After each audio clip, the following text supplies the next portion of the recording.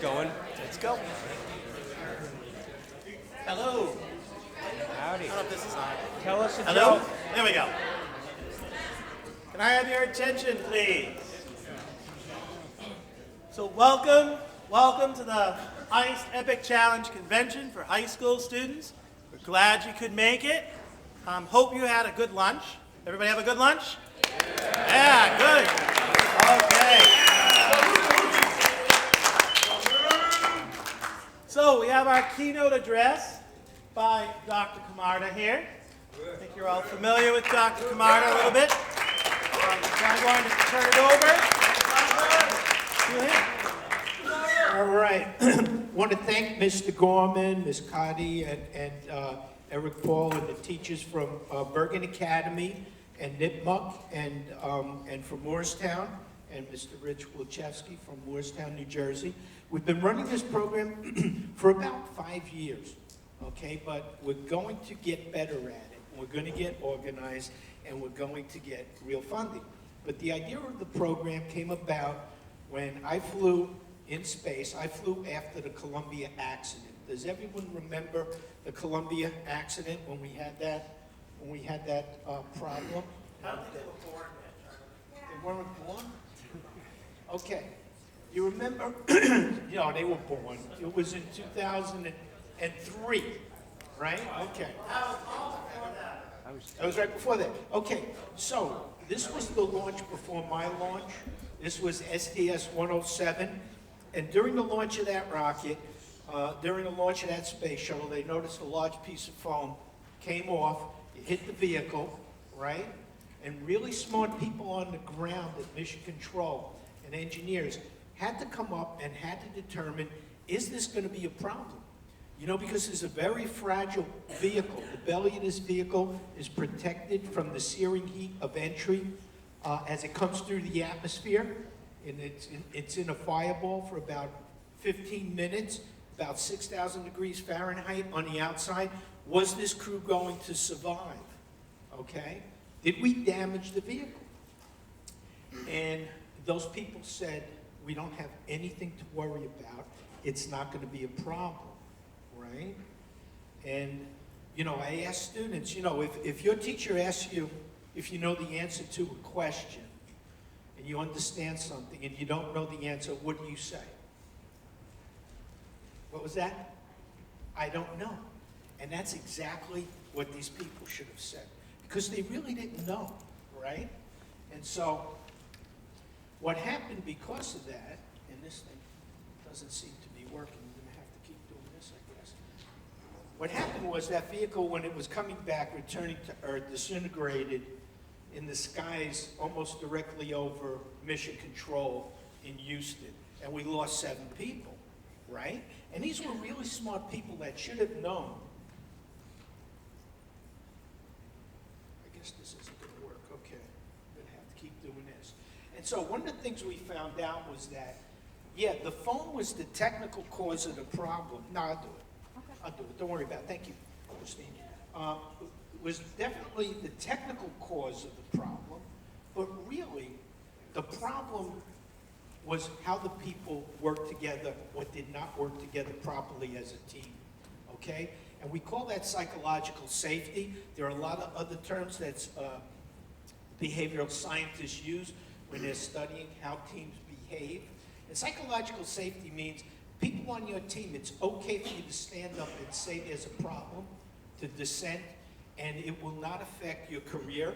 It will not affect how your other team members treat you, okay? And that's also very important for how you work together on teams in school, outside of school, when you're playing on a team, whether it's sports. You have to feel free that you're able to say, hey, there's a problem, and raise your hand and express your values. You shouldn't be able to have voice. And that's very important for how a team performs. And so a lot of what you'll be doing and working on in this class, in this course, is working together in teams to help solve these problems. Because most of the problems that we're trying to solve are so complex that we cannot solve them by ourselves. It takes a team to do this, okay? So when we asked this, when we actually asked the team, well, what caused the problem? We had to understand this. What they said was, well, we're going to build this large test, and we're going to shoot a large piece of foam, almost the exact same size as the piece of foam that hit the vehicle, relative velocity of about 545 miles an hour, density of about styrofoam. People on the ground didn't think that a styrofoam cooler about 2 pounds traveling at 550 miles an hour hitting the vehicle would cause damage, right? And they wanted to build this big test article, costing millions of dollars, takes a lot of time to build this. I call this a very dumb test because they didn't want to instrument the test article to understand the physics of the problem. Okay, that's what scientists and engineers do, right? We have to understand the behavior that we're trying to predict. That's why you go to school, that's why you study math, that's why you go in the laboratory and test, because things are going to fail, and we learn from our failures. Okay? So they wanted to do this wrong. We prevented them from doing this, and we said, you know what, we're going to get a team of researchers, a small team. We're going to build this team with the people that have the right skills, and we're going to analyze this problem. The reason why no one at Johnson Space Flight Center had the skills to do this was because they didn't believe that we were able to understand this problem. Yet there were people in other NASA centers, 3 other NASA centers, that basically had this skill. They worked for the same organization, and these people didn't know to reach out to these people to ask them for help, okay? And when we did bring these people on board, they were able to solve this problem in only 3 months. When you have the right team, and when you have the right resources, you could basically solve this problem. So what we do is we do what all scientists and engineers do. We solve this problem analytically and also experimentally, right? We use what we learned in school, the math, the modeling, and the simulation capabilities that we use, the numerical modeling, to basically analyze what we see in nature. Then we go in the laboratory and we conduct an experiment, okay? And we go back and forth, because sometimes you're able to predict what happens in the laboratory, sometimes you're not. You have to understand where the errors come from. And so you have this back and forth, right? Until you absolutely, your analysis can predict what's going to happen, and the analysis can actually predict the failure that you're trying to understand, right? And then once your analysis works, then the computer scientists and the numerical models, we go to the computer, we optimize, we come up with an improved design that behaves optimally, whether it's higher performance, lower weight, lighter, whatever. Then we go back in the laboratory and we test. And this is how engineers and scientists solve problems, right? But we teach people, and we're going to teach you, how to do this smart, fast, small, cheap, early, and often. There's a right way and a wrong way to learn how to fail. And we all have to fail because we all learn from failures, okay? So we as engineers, when we're studying a new idea or a new concept, we tinker in the laboratory, we try these different ideas out, we build prototypes, we go in the laboratory and we test. And we do some very coarse analyses to try to understand if we understand this problem, and yet we can predict the behavior in the laboratory. We do this smart, fast, small, cheap, early, and often. The experiments we do are intelligent. They're instrumented to get as much knowledge from each experiment that we possibly can to help us understand the physics of the problem. So this is how I was trained when we put together the team that actually studied this problem. This is how we do it. We go in the laboratory with a small test, shooting small pieces of foam at a load cell. We understand the physics of how that foam deforms, okay? And also how it fails, to the point where our numerical models can actually predict what we're seeing happen. So we're understanding the physics of the foam in a ballistic impact, and then we go and we test the material that it's going to impact. The wing leading edge made out of carbon-carbon, a composite material that can withstand 3,000 degrees Fahrenheit. And we test hundreds of experiments, different velocities, different amounts of momentum and energy impacting that, and we understand if we can predict how that's going to fail. Then we use that analytical model, right? And now we could basically we could basically analyze anything we could imagine in our minds by just using the computer and basically simulating a full-scale impact. Okay? That's what we do. Okay? But a lot of engineers at NASA didn't understand how to do this. And so with the right team and this short amount of time, only 3 months, this is what we predicted was going to happen. And we made these predictions before we ran the actual full-scale test.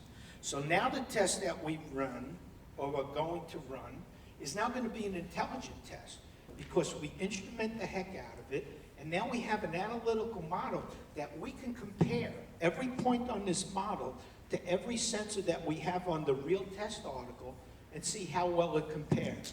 How are we able to predict full-scale impact? Okay? And then they ran this test. Will final 0, 5, 4, 3, 2, 1, 0. So, really smart people on the ground thought they were the experts, were asked, could that foam have caused problem to the wing leading edge? The crew was on orbit. They didn't even want to tell the crew that there was a problem because they didn't think there was any way it could possibly damage the vehicle. And look what could have happened, right? So, if NASA engineers could do this, imagine how difficult this is. Well, this is a problem. Okay, so one of the problems, and this is before I knew I was going to fly in space on the very next mission, was if we did have damage to that vehicle, how would we fix it in space on my next mission? So what we did was we formed a small team in my friend Don Pettit's garage. What other people had been testing was this patch, if you will. Basically drill a hole or in the wing leading edge and basically fit it with this patch. And the patches they were looking at were very thick, they were very stiff, and you needed about 1,800 of them. And they were all made out of this same material. And all of them were failing in the arc jet. They were burning up because they were thick and they were standing up in the flow. The flow's going from the left to the right. And so the leading edge that hits the flow, the protuberance to the flow, you see is getting very hot. Okay, so there are people that understand analytically how to predict this, and they're called aerothermodynamicists. And now, but all their ideas were failing. So what I did was I went to my friend's garage, Don Pettit, and he had like a little mini laboratory in his garage, and we could build almost anything you could imagine.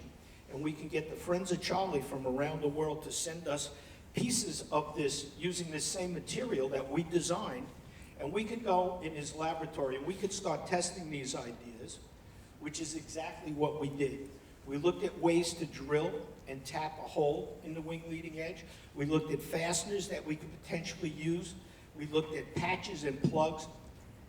And this is where I got the idea for this program, because that's exactly how we want to teach you to work together on teams to basically solve these problems. To have fun going out there in the laboratory, trying things and failing, and learning from your failures, okay? And learning quickly, gathering that information, and coming up with solutions to problems, and teaching students how to be creative. So, in order to solve these really complicated problems, you need to be connected to people around the world that are experts, that can help you solve these problems, just like the engineers at NASA. I call it the Friends of Charlie Network. Well, Pete Naffo was a friend of Charlie, and he did his own analysis to tell me how to design this shell so that it wouldn't burn up, okay? Once we had those parameters, we could design a doubly curved shell that was flexible enough that when you screw it down, it compresses and forms any different shape to align with the wing leading edge. So that instead of having 1,800 of these patches, right, they have to carry up to orbit, we only needed about 18. That's where we used our creativity of a small team to come up with an idea, right, and then to test that idea. And once the people in industry saw that, they were able to mimic that and design and put hundreds of people on the program, on the project, to basically come up with a design that worked. One of the other things we were told was that it would be impossible to drill through the carbon-carbon because it had a very, very tough silicon carbide coating. But no one tried to chip the coating, okay? So all it would take is an astronaut in a spacesuit with a tool, and we used a spring-loaded center punch to chip the coating, and then you could design a tool to drill and tap the wing leading edge. The drill bits, so no axial loads are needed. And so we were told it was impossible to do because the outside coating was so tough, it was made of silicon carbide. But what I'm telling you is PhDs did not try what we did in his laboratory, and I guarantee you, students in elementary school would have probably been trying to do that, okay? So what I'm saying is, there's a tremendous amount of creativity that you have at your age. And so they told us it was impossible. We got to actually design, build, and I actually got to fly these in space. And we got to actually demonstrate how this would work inside the vehicle. I didn't get to do a spacewalk, but if I was outside the vehicle, using the same tools that an astronaut would use to repair the vehicle. This is how we laid out the program plan. I know some of you were into logistics. I was talking to a gentleman to figure out how do you get the team to work together, how do you divvy up the work, and how do you work on it simultaneously as a team to get the rapid solution to these problems. You want to try lots of different ideas. And so we developed this program, not only to teach students, but to teach NASA engineers how to do this. So when you actually look at the entire system of tools and ways to repair the vehicle, from very small damage using a fastener, drill and